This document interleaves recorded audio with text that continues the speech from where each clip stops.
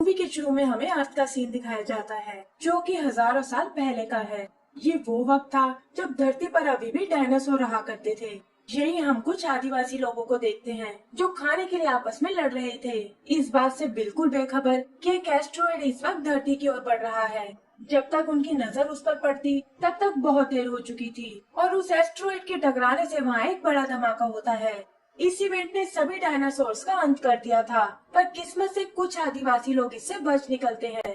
वो वहाँ बने उस क्रेटर को देखते हैं जिसका कोर दिखने में किसी फुटबॉल के जैसा था।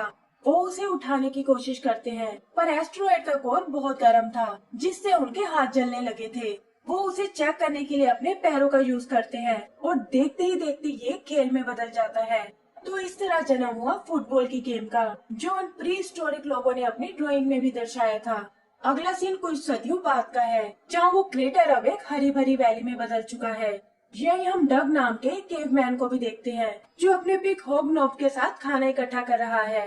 तभी उन्हें एक मेहमत की आवाज सुनाई देती है और डग ये बात अपने क्लैन के लीडर बॉब को बताने जाता है ताकि वो लोग जंगल में शिकार करने जा सके। पता चलता है कि केवमैन उसी क्रेटर में रहते हैं जहाँ वो एस्ट्रॉयड आकर गिरा था और इसके बाहर की दुनिया अभी भी एक वेस्टलैंड की तरह है।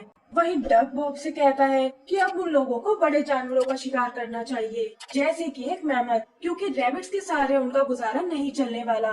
इस पर बॉब उसे वो प्राचीन ड्राइंग्स दिखाता है कि हमारे पूर्वज भी हमेशा छोटे जानवरों का शिकार करते थे और वैसे भी उनके क्लैन के लोग एकदम अनाड़ी हैं, जो कि एक मेमथ का सामना नहीं कर सकते।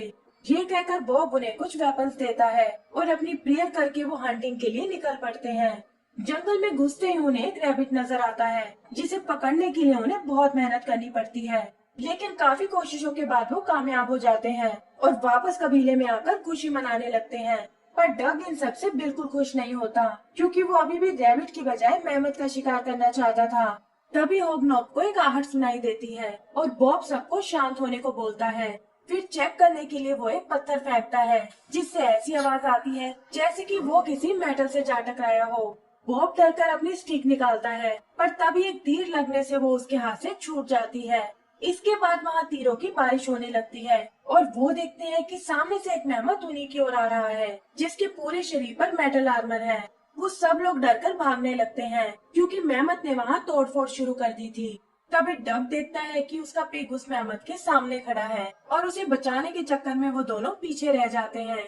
बॉब को लगता है कि डग शायद इस अटैक में नहीं बच पाया और वो बाकी केवमैन्स को लेकर वेस्टलैंड की ओर निकल जाता है।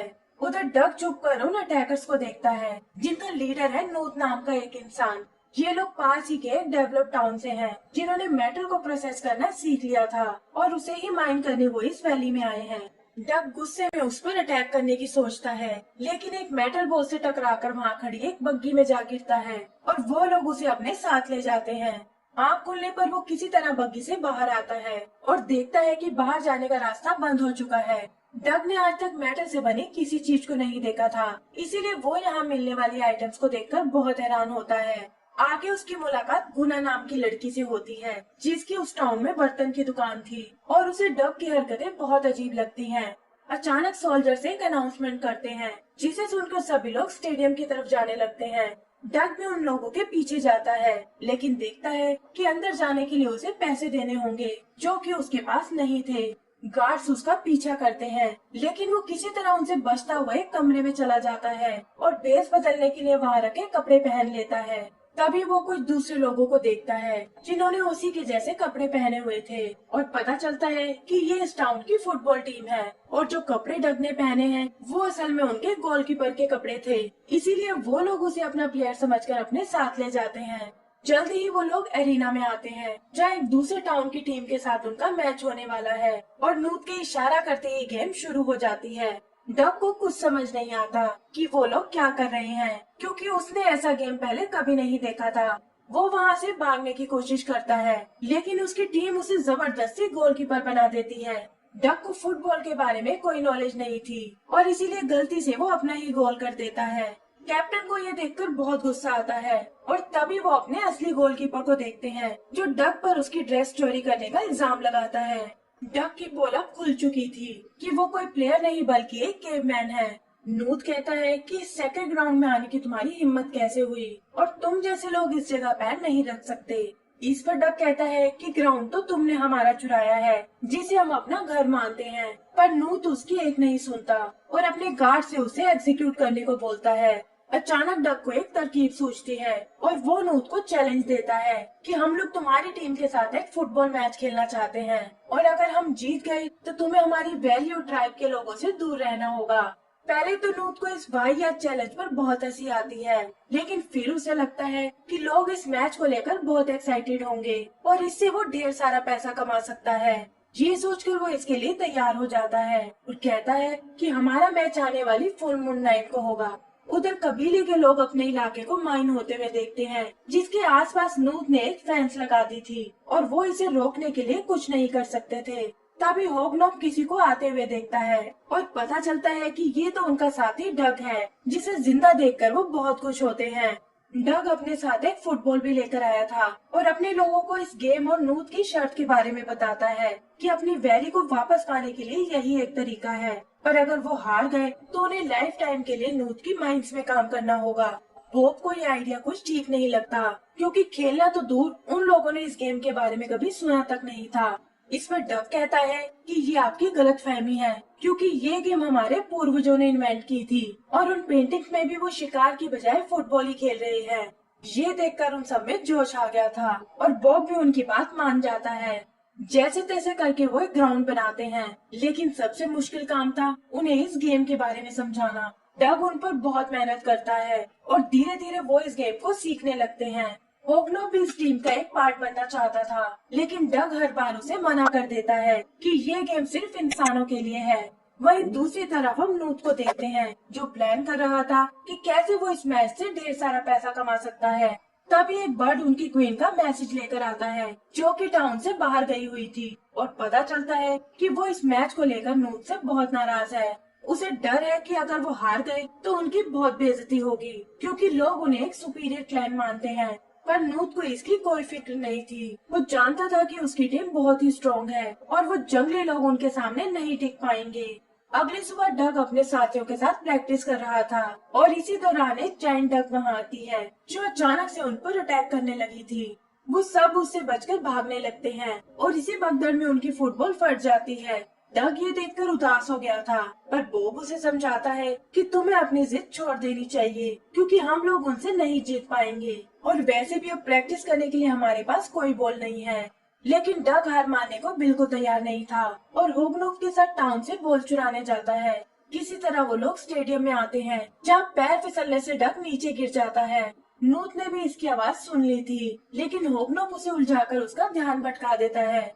उधर डग को स्टेडियम में गुना दिखाई देती है, जो छुपकर फुटबॉल की प्रैक्टिस कर रही थी, क्योंकि नूत को लड़कियों का फुटबॉल खेलना बिल्कुल पसंद नहीं था। गुना भी उसे देख लेती है और तब डग उसे अपने आने का कारण बताता है। गुना जानती थी कि उन लोगों पर अत्याचार हो रहा है और यही सोचकर वो उसकी मदद करने को तैयार हो जाती है। फिर वो डग को स्टोर रूम से बॉल निकाल कर देती है, लेकिन एक मिनिस्टर उसे ऐसा करते हुए देख लेता है।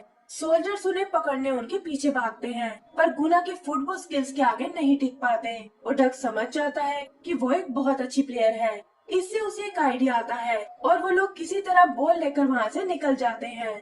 सुबह डग अपने दोस्तों को गुना से मिलवाता है कि ये हमारी नई प्लेयर है और यही हमें इस गेम की प्रैक्टिस भी करवाएगी। गुना देखती है कि उन्हें फुटबॉल के बारे में कोई नॉलेज नहीं है और इस तरह वो टाउन की टीम का मुकाबला नहीं कर पाएंगे, जिसका मतलब कि उन्हें शुरू से ट्रेन करना होगा। सबसे पहले वो उन्हें दूसरी टीम के बारे में बताती है कि वैसे तो वो बहुत अच्छे प्लेयर है, लेकिन एक टीम की तरह मिलकर कभी नहीं खेलते और यही उनकी सबसे बड़ी कमजोरी है। फिर वो उनकी ट्रेनिंग शुरू करती है और साथ ही प्लान बनाती है कि कैसे वो सामने वाली टीम को टैकल कर सकते हैं। वो लोग अपने लिए एक ड्रेस भी डिजाइन करते हैं और ऐसा लगता है जैसे उन्हें अब मजा आने लगा है। इधर नूत को पता चलता है कि डग के पूर्वज ही थे जिन्होंने इस गेम की खोज की थी और वो इस बात को राज रखने को बोलता है। तभी उसके लोग आकर बताते हैं कि केव में हमें कुछ और ड्राइंग्स मिली हैं और हमने उनकी एक कॉपी तैयार की है। नूत को इससे एक आइडिया आता है और वो डग को किडनैप करवा लेता है। आगे डग की आंख उस केव में खुलती है जहाँ नूत ने अपने लोगों से कुछ नकली पेंटिंग्स बनवाई हैं, जिसमें ये दिखाया गया है कि उनके पूर्वज अपनी हर गेम हारते थे। नूत कहता है कि तुम्हारी ट्राइब शुरू से ही एक लूजर थी और इसी वजह से आखिर में उन्होंने इसे खेलना ही छोड़ दिया। वो डक को एक डील ऑफर करता है और कहता है कि इसका फैसला तुम्हें जल्दी लेना होगा, वरना माइन तुम्हारे ट्राइब का वेट कर रही है। डग इमेजिन करता है कि कैसे उसके लोग माइन में सफर कर रहे हैं और इसका जिम्मेदार वही होने वाला है। तभी वो होगनोब को देखता है जो उसे यहाँ से वापस ले जाने आया है, लेकिन डग ने अपना डिसीजन ले लिया था और वो अपनी ट्राइब को बचाने निकल पड़ता है। उसके जाते ही होगनोब बॉब को लेकर आता है जो उन पेंटिंग्स को देखकर समझ गया था कि नूत डग के इमोशंस का फायदा उठाने वाला है। अगला दिन मैच का दिन था जहाँ स्टेडियम में पब्लिक की भीड़ लगी हुई थी और पता चलता है कि क्वीन भी टाउन में वापस आ चुकी है। फिर वो लोग डग को बाहर लाते हैं जो कहता है कि हम ये गेम छोड़ रहे हैं और वैली पर भी हमारा कोई हक नहीं होगा। असल में यही उनकी डील थी और इसके बदले नूत उसकी ट्राइब को अकेला छोड़ देगा और डग अकेला ही माइन में काम करने जाएगा। क्वीन और बाकी लोग इस बात से बहुत निराश होते हैं, लेकिन तभी उनकी नजर ऊपर की ओर जाती है जहाँ केवमैन उस जायंट डक पर बैठकर स्टेडियम की ओर आ रहे हैं और जल्दी ही वहाँ लैंड कर जाते हैं। पॉप डक को समझाता है कि वो पेंटिंग्स हमारा फ्यूचर डिसाइड नहीं कर सकती और आज हम यहाँ से जीत कर ही जाएंगे। डक को भी अपनी गलती का एहसास हो चुका था और वो नूत की टीम को फिर से चैलेंज करता है। जल्दी ही मैच शुरू हो जाता है जहाँ नूत की टीम को ज्यादा ही रिलैक्स थी और इसका फायदा उठाकर केवमैन अपना पहला गोल कर लेते हैं। पर उनकी ये खुशी ज्यादा देर तक नहीं टिक पाती क्योंकि जल्दी ही वो 2 गोल से पीछे हो जाते हैं। मैच का हाफ टाइम अब पूरा हो चुका था और डग अपनी टीम से और मेहनत करने को बोलता है। गुना उन्हें अपनी ट्रेनिंग याद दिलाती है और देखते ही देखते वो स्कोर को बराबरी पर ले आते हैं। नूत को लगता है कि अब उसे ही कुछ करना होगा और वो रेफरी को हटाकर खुद उसकी जगह ले लेता है। उसके सारे डिसीजन रूल के खिलाफ जाने लगते हैं और इसी वजह से बॉब जो उनका गोलकीपर था घायल हो जाता है। यहाँ भी नूत केवमैन की गलती बताकर अपनी टीम को एक पेनल्टी शॉट देता है, पर प्रॉब्लम ये थी कि केवमैन के पास अब कोई गोलकीपर नहीं था और टाइम भी लगभग खत्म होने वाला था। तभी वो सब होगनोब को देखते हैं जो एक गोलकीपर की ड्रेस में उनकी मदद करने आया है और किसी तरह उस पेनल्टी शॉट को रोक लेता है। बॉल तेजी से ऊपर की ओर जाती है जहाँ सामने वाली टीम उसे हिट करने वाली थी, पर डग उनसे पहले ही बॉल तक पहुँच जाता है और वो लोग फाइनल गोल करने में कामयाब हो जाते हैं। असली रेफरी आकर उन्हें विनर घोषित करता है और इस तरह केवमैन अपनी वैली को बचा लेते हैं। क्वीन भी उनसे बहुत इम्प्रेस थी और कहती है कि आगे से तुम्हें कोई तंग नहीं करेगा। तभी वो नूत को देखते हैं जो पैसा लेकर वहाँ से भागने की कोशिश कर रहा है, लेकिन वो जायंट डक उसे पकड़ लेती है और स्टेडियम में पैसों की बारिश होने लगती है। क्वीन डक को उनकी विनिंग ट्रॉफी देती है और उसे लेकर वो वापस वैली में आ जाते हैं। एंड सीन में हम उन सभी को शिकार पर जाते हुए देखते हैं जहाँ एक रैबिट उन्हें मैमथ बनकर डरा देता है और इसी के साथ हमारी ये मूवी खत्म हो जाती है।